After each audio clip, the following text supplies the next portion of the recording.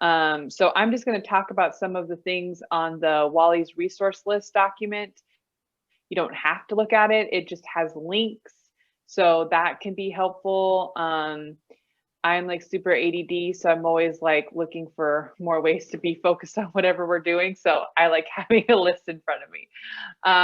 But you're free to peruse that and look at that. And I'm going to just go through and share some of the things that I've seen have worked and have been useful for me. And I'd love it, since we're such a small group, to please feel free at any moment, just unmute yourself and like ask a question like, what is that? I don't know what that is. Or did you like that? Or, just feel free to jump in.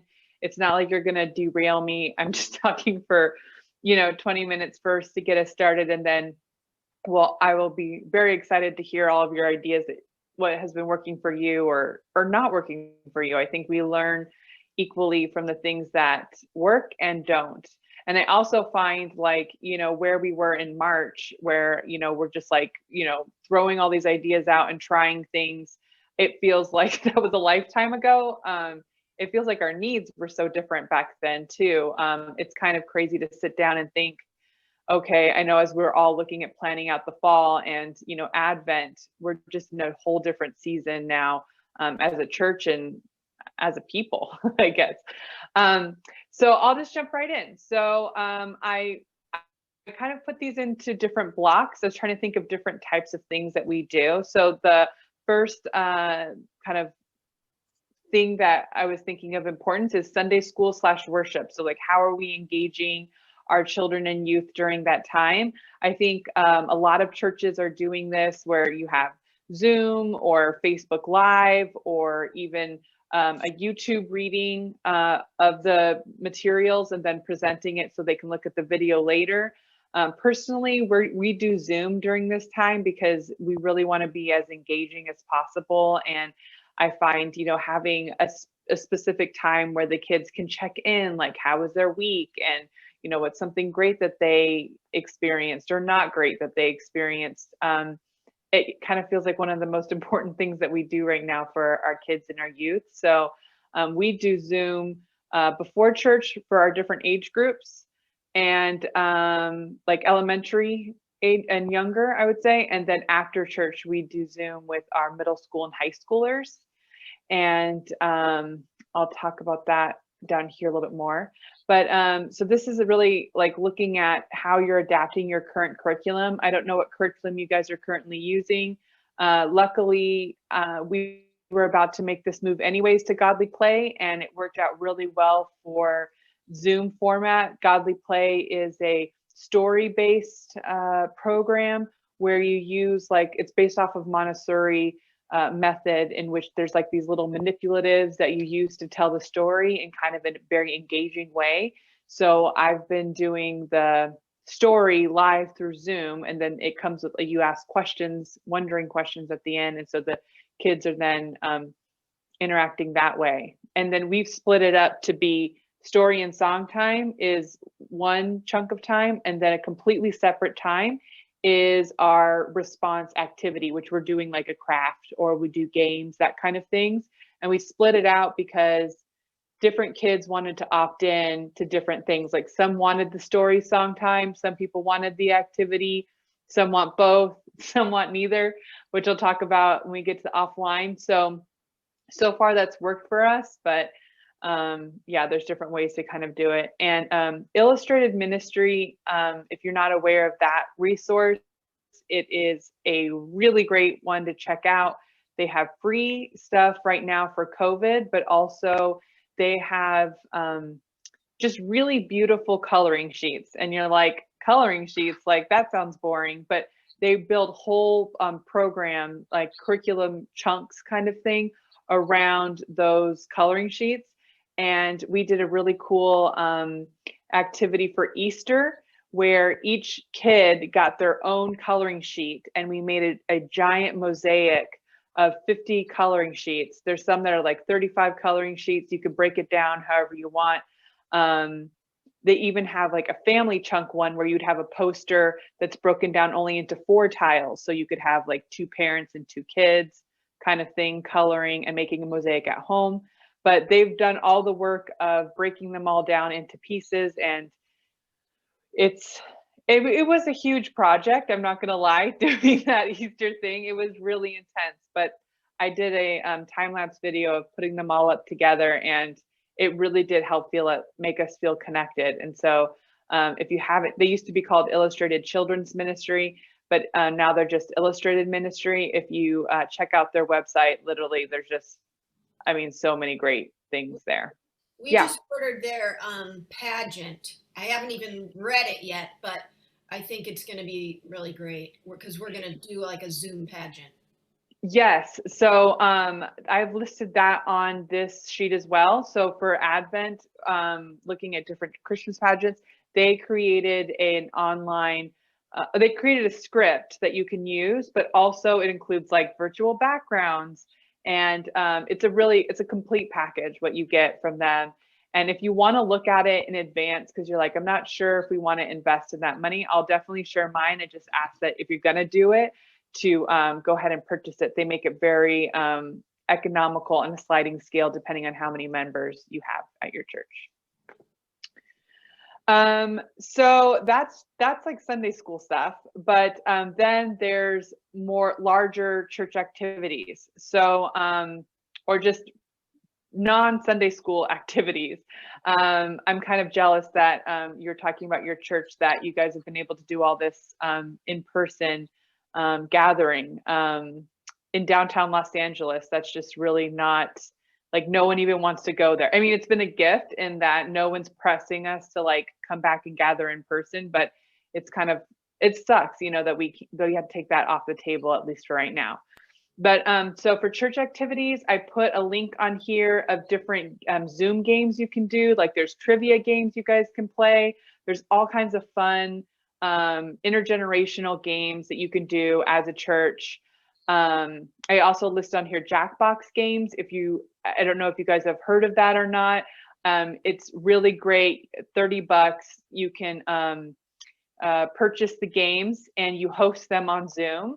And then they use their phone like as a remote control, basically, or they can use an iPad, or you can even use the same device you're playing on to like respond in game.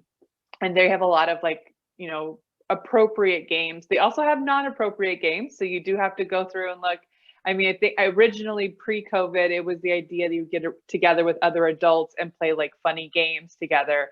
So they've definitely pivoted during COVID as well, and trying to make sure that there's a lot of children-friendly ones. If you want more detailed information about Jackbox games, I cannot like recommend them enough. I'm very happy to do a little tutorial with you and host a game for you and some people in your church and kind of show you how to do it. I did that for one other church and they were like really excited, but you kind of need somebody to show you. Yeah. Is it like Kahoot? I know Kahoot, but I forget. I'm sorry, my brain is so like, can you remind me what Kahoot is? Well, I guess it's the same thing. I mean, you can set up different games or play other games that people have made or whatever. I just wondered if they were similar, but. This is Kahoot on steroids, Amy. Oh, Kahoot's limited to what you enter in. Right. They've got a whole bunch of games that are like point to the person in the room most likely to do blank, and they give you a clue, but one person's an imposter that doesn't have the question.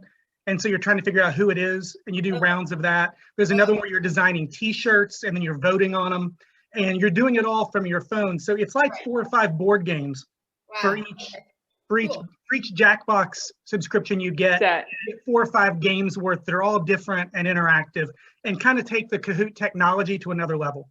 Okay. And I've bought a lot of the games, so I know which ones are like not appropriate or like, you know, don't work as well. And so, you know, if you want any like more in-depth with that, like I'm happy to show you. The best way to learn about it is to experience it and to just like have me host a game session with you and some people from your church, or parents and kids or whatever you want. It's really, really fun. Like we started at the beginning and like we literally do it every week because it's so much fun. Like the youth love it. So, and also the younger kids too. Also I put on the list here for Zoom games is Scriblio. So a lot of I think even in school they're doing Scriblio, so this might not be that new of an idea. It's basically just online Pictionary, but you go to that website and you play Scriblio, and no one needs an account, and it's just very easy, like setup. You just literally go in and do it, and it's fun. So that's listed on there. And then we're trying something tomorrow, actually, for the first time. So I put it on here, church-wide bingo. So we're trying to do our fall festival and trying to make it fun. So we're like, what can we play as a whole church? We're like bingo. So I went online and they have an automated you could print out bingo sheets, and I have like gift card prizes, and we're gonna see how it goes. But we're just looking kind of for anything where intergenerations are mixing. And then another idea for church activities is homework help via Zoom. A lot of parents are really, need support and help, and that's like a great connection tool. I know in San Bernardino, First Congregational, they have volunteers that will help do homework with the kids, and so that's kind of a fun like mentorship type thing. If you have people in your congregation that might be interested in helping, just sitting there, or like letting the kids read to them for their daily reading allotment, or they don't have to be like a math teacher to be able to help tutor, but there's some ideas with that. And then the next category is to talk about offline options. So we have a ton of families that like anything that's on a screen, they don't want it. They're tired, they're Zoom fatigued, they're doing Zoom for they're doing screens for just a huge amount of time now in the fall. And so we've had to really pivot to that as well. So one of the things that we do now is our response activities that we do each Sunday. We kind of we'll do a month at a time or 2 months at a time, and we ship the boxes to them with all their materials for their crafts. But then now we're kind of really intentionally being like, hey, family, like, do you not want to do Zoom?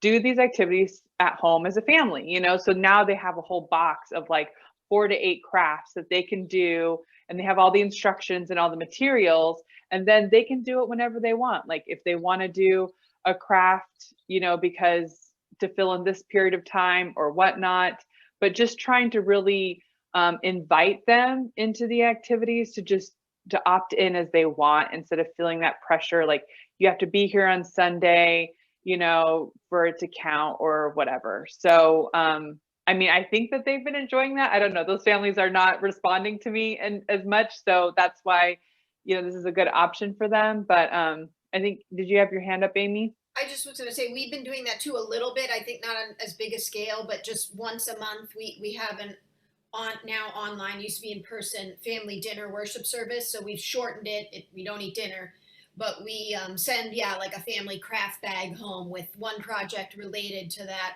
service theme. And again, like you said, it's they can do the project beforehand or not, no pressure. But it's been nice to have a tangible physical project. We drop the bags off at their houses. Yeah, I think anything to try and make it as easy as possible for, the parents and kids to, engage, or, miss a few, come back, whatever. Because I help out with my nephew and with his schooling. And it's like when I'm having those weeks living there, it's so much. I'm sure you guys are aware, but it's a lot. It's a lot. So there's Sunday school boxes, is that idea. And I think we're going to try and do like an Advent celebration in a box. I have to get my act together to actually pull this off, but the idea of doing activities as a whole congregation, if they want to opt into the Advent workshop or Advent celebration. Ginger, you had your hand? You're muted. There we go. And tying into what you're saying, we have a member who has purchased, lighting the Advent wreath during the worship service has always been big for us, and we'd have families and youth and everyone participate. And so we are going to be distributing a personal family Advent wreath with the candles and everything, encouraging each family to light their Advent wreath at the same time that we do a big one on the Zoom worship service. And we're delivering those to the families as well, along with actually, I think we're using the UCC Advent devotional booklet. That's going to go with, and a list of the activities that we're doing, etc. But it's to try to have everyone participate in that special part of the worship service. That's really great. What are you guys using for your candles or candle holders? I'm just curious. Well, for the large one that we always light in church, we're going to actually film that and have it ready to put on the Zoom. And then I think that they're purchased regular Advent candles for the small wreath that they're going to be putting them in.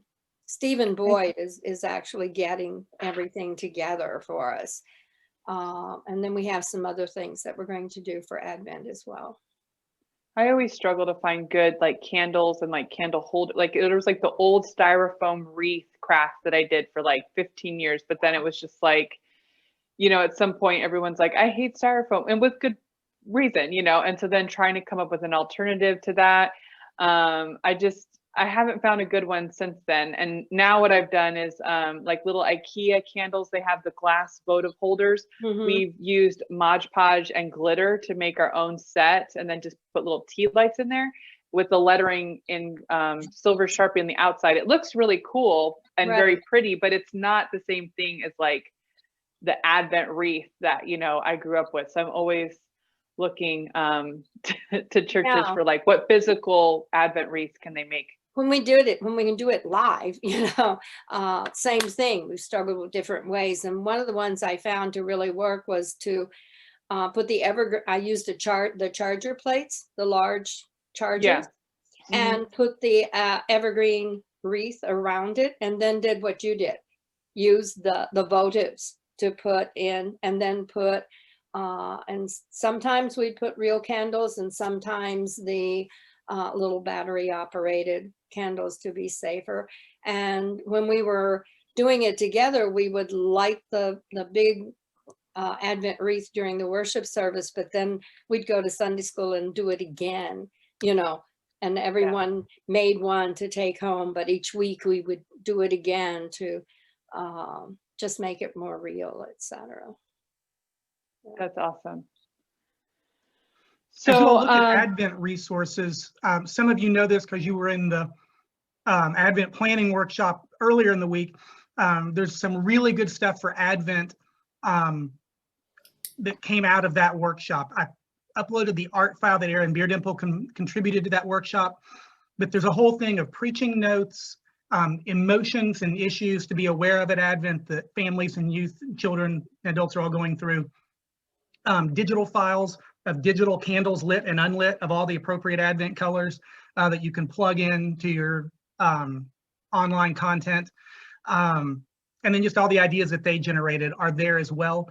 If you go to the conference website, SCNCUCC.org, Connecting Voices is our blog. And all the content from that workshop is up in a blog post. It has all the links to the Google Drive and the video. A similar piece from this event will go up for other people to access. But as you're looking at Advent things specifically, that's there and waiting for you. Thank you, Lee.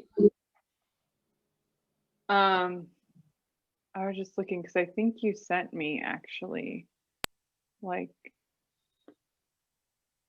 we have we've gone to the Outlook, and man, it's rough. I don't like the Outlook. I like Gmail. So ever since then, I'm like, where was that email you sent me? I had it at one point. But anyways, okay. If you have the link for that, Lee, that folder that you used, that would be great to put in the comment in the chat, because I want to save that link. Sure. Okay, cool. Okay, so Advent, we're already talking about. Sorry, go ahead.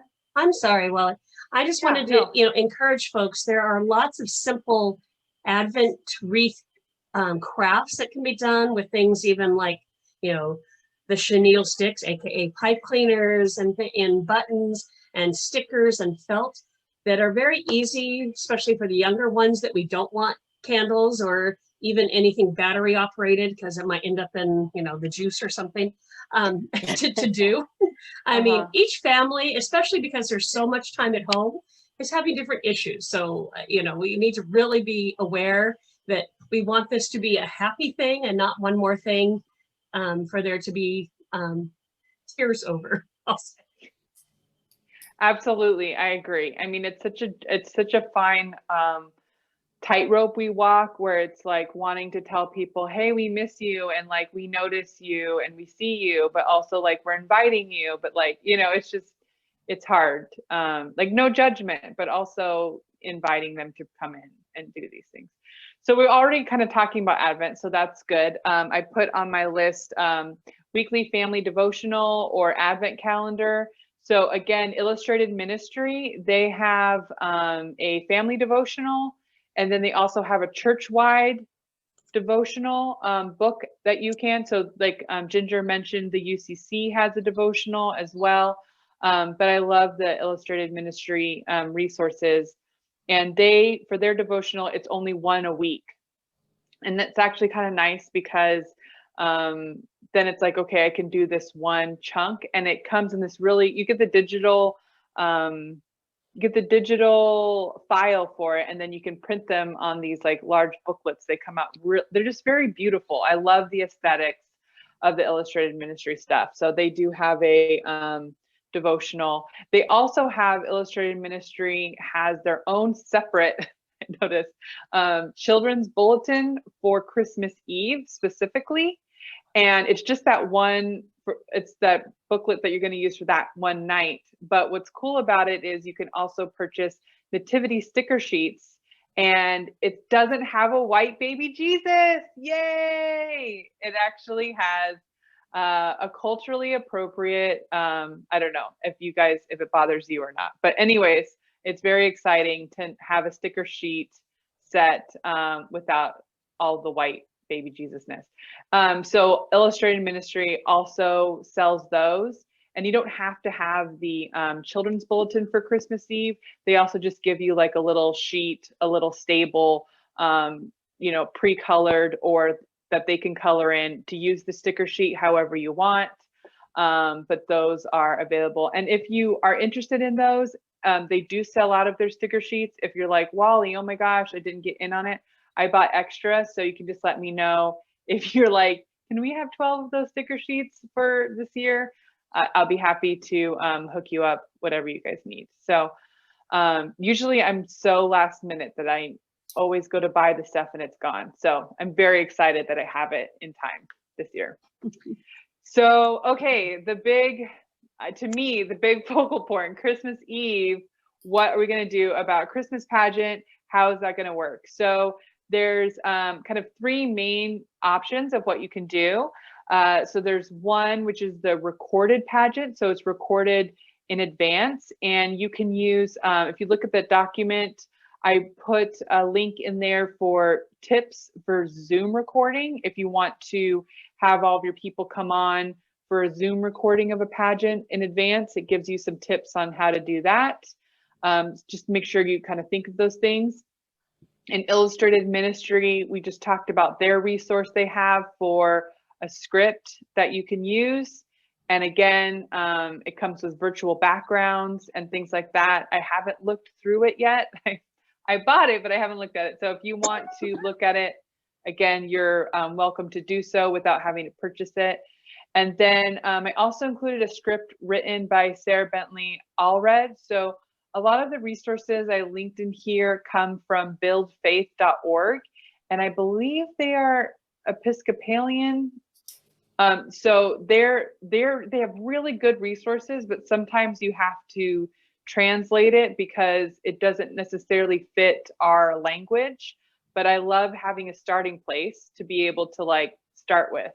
And so they have that script, and then the other big option is to do a live Zoom service. So where everyone's on Zoom together live, and you're doing that as an interactive idea.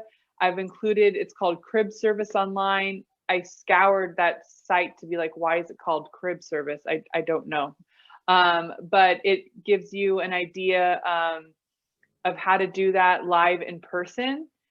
And you can also use the other materials that way, but it's just interesting to read through these different scripts and get kind of a sense of like maybe what would be a best fit for your congregation. The crib service online is cool in that it invites families to draw or use Play-Doh during the service to tell the story while it's being told. And it includes in there PowerPoint visual pictures of the story that you're going to tell along with questions to interact with. So it's much more like you're interacting with the families as you're doing the service. And there's some really cool pictures in those PowerPoints. So even if you don't use it, I totally recommend looking through the PowerPoints and looking at the imagery that they have used there. And they also recommend with that crib service, a cool thing you can do is to ship little packages like art supplies for the kids to use during the worship service as a response while you're doing it. So I think that's hold on, where's the major? Let me just look at this link I'm going to put on here, or I can go back and do it. There's a Build Faith article that has all of their resources that they pulled together for Advent. And then the other one is the in-person, right? So you're doing some kind of outdoors, maybe like, live nativity, spaced out, or different scenes that you would interact with in some way. There's one congregation that is planning on do that where they do hot chocolate at one point, handing that out. But, so every church is kind of in a different place as far as that goes. We're gonna do a live read on Zoom, but then me and my assistant and her husband are gonna be in our chapel, like moving figures around, for the different characters, because he is a really good artist, so he's drawing characters and we're putting them on stands, and so we think it's going to be kind of fun to have the little kids be in their various homes on Zoom speaking the actions, and then we're going to be moving the characters around. So that's awesome. I love that. That's such a great idea. And then just at the very bottom, I put general. These are like Facebook groups. I started a Facebook group just because I was like, oh my God, what are we doing? This is insane. Online faith formation during COVID. So there's a link to that, the COVID-19 ministry Facebook group. And then there's 2 other Facebook groups in there. The Birthing Cross-Gen Community. That's a really great group that came out of the idea of focusing instead of Sunday school on intergenerational event types faith formation. So there's a lot of people in there. They're very active. And I put on here Forma. They're also the Episcopal Christian Education. They're very active and have a lot of members. Sometimes, again, you have to translate it, but it's great to see what they're doing. And then I also included a link for Tracy Smith's Treasure Box Tuesday. If you're not aware of Tracy Smith's books, like you should buy all of them. And then she does a Tuesday weekly email where she gives ideas. It's perfect for me. I mentioned my ADD, like she's literally like, try this resource, look at this thing. It's like a little treasure trove of like random good resources that are on her mind or ideas that are with her. And she does that every Tuesday. There's a free version. And then there's one where you pay as well. So but all of her resources are just the best. Yeah, I thought that too about the cribs, Sherry. I was like, why, but what? But yeah, I agree with you. So anyways, so that's that. But I'd love to hear, you guys mentioned that there is some things that are working for you, or like what you guys are doing for Christmas Eve or whatever. I'd love to just popcorn and hear what's working for you guys. Yeah. A couple of things that we've done that have really worked well lately. We just did a paint the parking lot thing where I got gallons of tempera paint and brushes, And we didn't do huge squares, but I cut out like out of tag board, like, I don't know, 20-inch square. And then they did duct tape around the sides to use it as a pattern, and then painted in squares. So some kids did only one square, some did two, parents did them. It was great. Yeah, so that one was really good. And then another thing. Was it like a tile thing? Like it was? It was just kind of all over. We with a leaf blower, we kind of cleared off, I don't know, 8 or 10 parking lot squares, got them pretty cleaned off. And then just, it was just sort of all over the place. And, it's even rained once since then, but they've still stayed on. I mean, I did a test, like a month ago and with a power washer, and it does come off. It's, tempera paint is totally non-toxic and water soluble. But it just worked really well. And then what I did was we did it last weekend. So for this Sunday, I took pictures of all of them and made a slideshow that we're going to show on Zoom worship so that everybody can see it. Because not everybody's like driving in the church parking lot. They can't see them. So we did them, and anybody who drives in there can see it, but we're going to do a slideshow of it. So that one was really good. Then we also did, because we're doing in-person stuff, last weekend we did fleece no-sew scarves, where you cut fringe. And so they were working in pairs. We actually miraculously had 11 kids. So they were working in pairs, and I had pre-cut the rectangles, 5 rectangles. And so they worked in pairs and like tied 2 together and 2 together and then linked it with the other piece. So that was turned out to be a really good project for, so we made like 8 scarves that we're going to donate to a local, shelter. That's so awesome. Yeah, I love that. That turned out to be a really great project. We don't have the fire issues out here that you guys are having, but so we have a fire pit that we meet around and have s'mores and games and stuff. And that's been really fun. We have a big giant field next to our church office building. So we have a lot of space that we can do that. Zoom Pictionary. We have access this fall. We went kayaking. We went rock climbing at a rock gym that has, big doors they can open up so you can still be inside with a mask on. So those are kind of maybe our highlights list of the last week or two.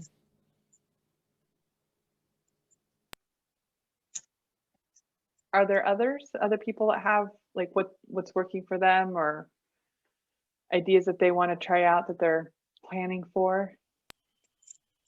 I'll throw out something that I don't know if it works because we haven't ever done it, but this is what I'm planning for Christmas Eve. And it's more of an intergenerational, because as a pastor, I was really struggling on how do you have a Christmas Eve experience with, the story and some songs and the passing of the Christ light and keep people safe, And so we're planning a drive-by stations of Christmas almost.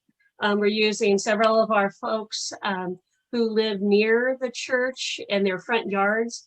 So our plan is to design just scenes that family groups or, bubbles that have, COVID bubbles can do that scene, so the announcements, Elizabeth and Zechariah and John the Baptist, and, it can be a reading and maybe a short song for just a couple minutes. And so we'll have a few scenes bunched in one neighborhood where we have some congregations and a few scenes in another neighborhood that's right next to the church. And the final scene would be on the church property, driving through the parking lot, and we have a parking circle. And there I'm ordering LED colored Advent candles to put in our wreath so that they won't blow out outside, and ordering little LED battery operated white tea lights. So I will light each tea light from the candle and pass it for every household member in that vehicle, or whoever's in that vehicle together, give the blessing as people sing the Silent Night song and that type of thing. So it's still very new. Actually, since my brain started working on that Tuesday after the Advent planning thing that we had, leave us there. So this is where we're going now, but that way kids can be involved, so our older and younger can all participate. And so that's what I'm planning for Christmas Eve. So we're still outside, we're still in our bubbles, but we still kind of see each other in some way. That sounds really great. That sounds really cool. I'll love to hear how that ends up turning out. I Me love too. that. Very creative.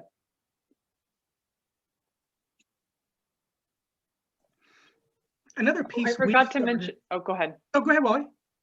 Oh, there was one other thing that I forgot to mention on my list. At least I don't think I said it out loud. It's possible I did.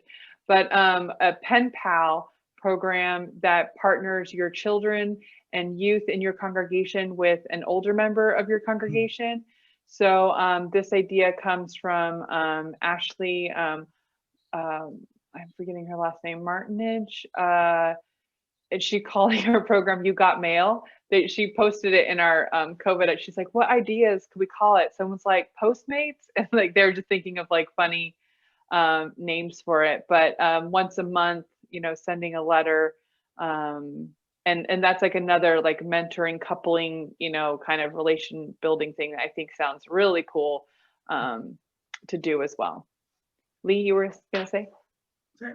My church is in the middle of experimenting with another response, not to how we do what we've always done, but how do we do something in the midst of what we're living in.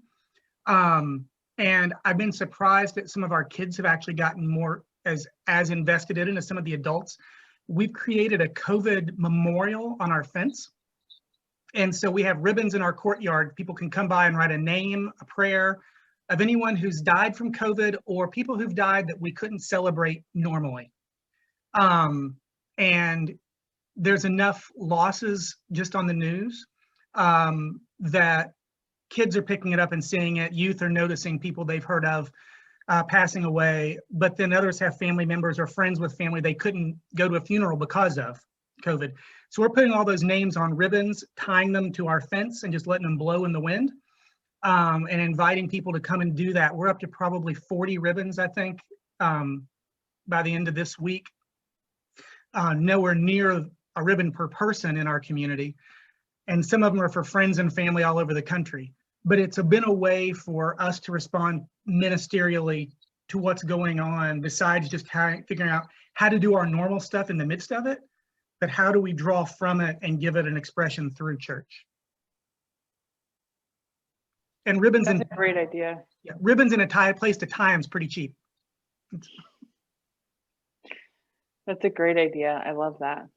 Especially as we're looking at All Saints Day and everything too.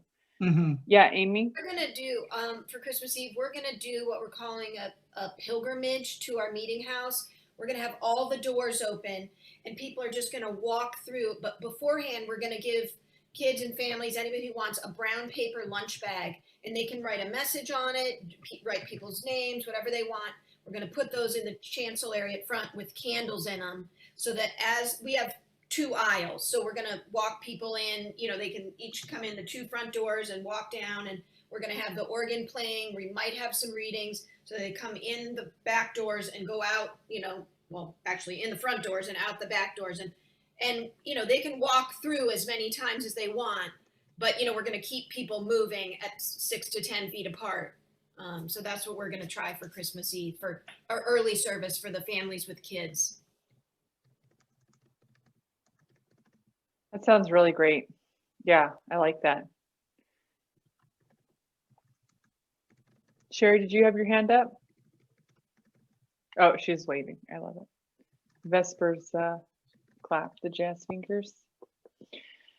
So we have like 9 minutes left. So I just want to make sure that I'm honoring people's time. If you have questions about things or things that are bothering you, or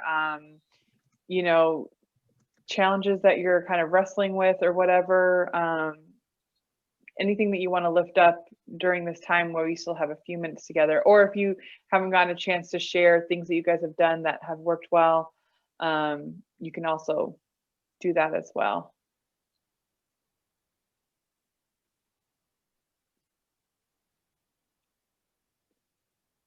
One thing we've done, we just started, was since all this stuff's over Zoom, we've had kind of guest children's moment presenters. and using a resource called Lamb Songs. It's a company in New Zealand. And our pastor is going over this book called The Story. So it's basically going through the whole Bible, but in kind of a sequential order. And so we've been able to base our children's moments on the story using these little Lamb Songs booklets that they produce. And it's been really successful. People, it's Spell that? LAMB songs, like sheep or lamb. And it's based in New Zealand, and all the resources are free to use for educational purposes with no copyright. And they're just well done. They're very simple for kids to understand. And it's kind of given like people in our congregation. So each week the kids see a different face presenting a children's moment. And it's made it very accessible for the presenters as well as the kids. And that's worked out well. Thanks. Yeah, I'm gonna have to definitely check that out. That's awesome.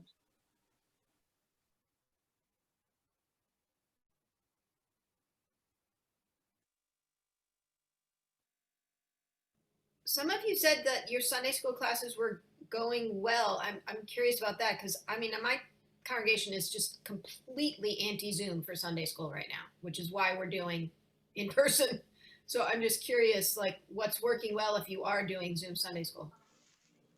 Thank you for bringing that up, Amy. I'm having the same problem, and we're not able to meet in person. So I'm curious too. Well, I'm just gonna say, you know, our attendance over the summer was great. Like we were getting, like our youth were coming every week. And we had like a solid little core of for Sunday school for our elementary age. But man, when they went back to school in the fall, I mean, our attendance totally took a hit. I mean, it's totally different today than it was. And it's interesting because even in the spring, so in the spring when they were doing their school, it wasn't 8 hours online. You know, they were doing a few hours online and the rest, the parents were having to pick up the slack. Well, now they're feeling this pressure to have, you know, all of school hour times blocked out. And so that's why I'm just trying to come up with as many activities for families to do at home together off of screens because they just don't want to. Luckily, we had a large enough number to begin with that we still have a smaller group, you know, that's meeting. But it's difficult. And for me, I've really prioritized doing fun things together that's going to build fellowship that's not faith-based, you know, like all of our Jackbox games or with our youth, we do different physical activities, but we're on Zoom. So we make like no bake energy bites. So we're all like making something together, but it's not like based off of this, you know, theological concept. I mean, you could, you know, make it also learning, but I've just stripped it to be like, you know, what's something that's fun and engaging that they like, you know, they are sharing different, you know, TikTok recipes and then we try to make them, or friendship bracelets and origami. It's funny, like our youth, they're like, we want to be able to do something with our hands where we don't have to like think about it and we can just kind of hang out online, but we're doing some physical things. So like even the boys have gotten into, you know, us doing those type of materials. Also, we did like you can get these on Amazon. They're called sticker by number or paint by sticker. It's the idea of those color by number things, but they're actual little stickers. And you can get a book. It's really easy because the stuff that I'm not going to spend a ton of money to ship things to my youth.